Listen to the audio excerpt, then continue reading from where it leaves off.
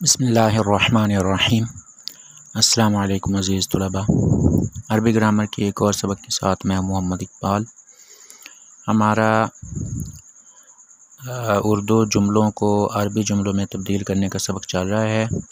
10 جملوں کو ہم عربی جملوں میں تبدیل کر چکے ہیں۔ آج ہم 11ویں جملے سے شروع کرنے جا رہے ہیں۔ یہ کتاب نئی ہے اور وہ کتاب پرانی ہے۔ ھذا الکتاب جدید و ذالک الکتاب قدیم۔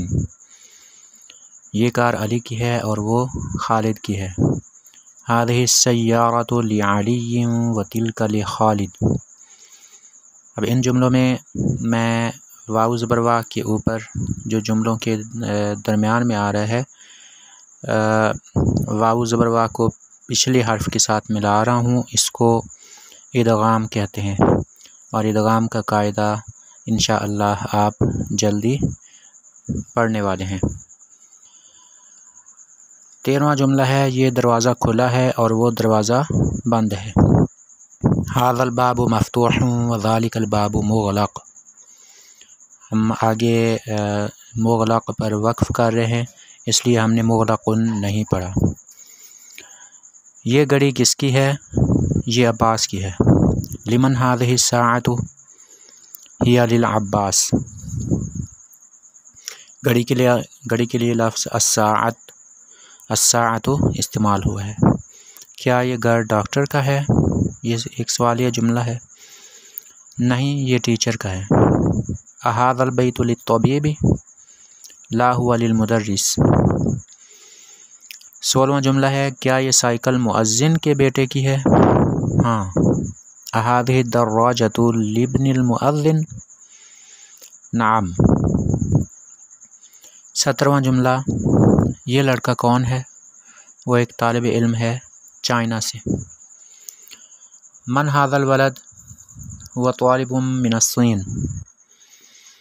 یعنی چائنا یا چین کے لیے عربی میں لفظ الصین استعمال ہوتا ہے۔ 18واں جملہ ہے، کیا وہ گھر نیا ہے؟ نہیں، وہ پرانا ہے۔ اذالک البیت جدید؟ لا هو قدیم جدا۔ یہ چاقو جرمنی سے ہے اور وہ چمچہ انگلینڈ سے ہے۔ لفظ چمچ اس کے لیے زیادہ موزوں محسوس ہوتا ہے۔ اس کا ترجمہ ہے، ھذا السکین من المانیہ و تلک الملعقۃ من انگلترا۔ یعنی چاقو کے لیے لفظ السکین استعمال ہوا ہے، جرمنی کے لیے المانیہ، چمچ کے لیے الملعقہ، اور انگلینڈ کے لیے انگلترا۔ اور 20واں جملہ ہے، یہ ڈاکٹر انگلینڈ سے ہے۔ ھذا الطبیب من انگلترا۔ یعنی ڈاکٹر کو انگلش میں عربی میں الطبیب یا طبیب کہتے ہیں۔ اب ہم نے ان جملوں کا تھوڑا سا تجزیہ ہم ان کا کر لیتے ہیں۔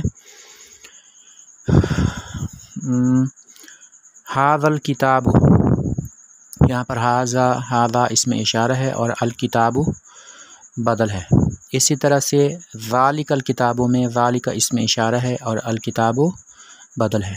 ھذہ السیارۃ، ھذہ اس میں اشارہ اور السیارۃ بدل۔ ھذا الباب، ھذا اس میں اشارہ اور الباب بدل۔ یاد رکھیے کہ بدل کو مشار الیہ بھی کہتے ہیں، یعنی جس کی طرف اشارہ کیا جا رہا ہے۔ اور ہم اس سے آگے دیکھتے ہیں جملہ نمبر 19۔ ھذا السکین، ھذا اس میں اشارہ ہے اور السکین اس میں بدل ہے۔ اور اسی طرح سے تلک الملعقۃ میں تلک اس میں اشارہ ہے اور الملعقۃ بدل ہے۔ ھذا الطبیب میں ھذا اس میں اشارہ اور الطبیب اس میں بدل ہے۔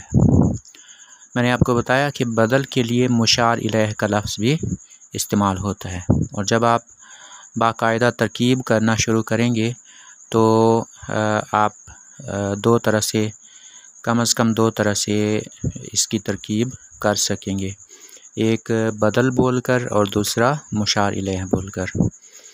آج کا سبق اتنا ہی ہے، اگلے سبق تک کے لیے اللہ حافظ۔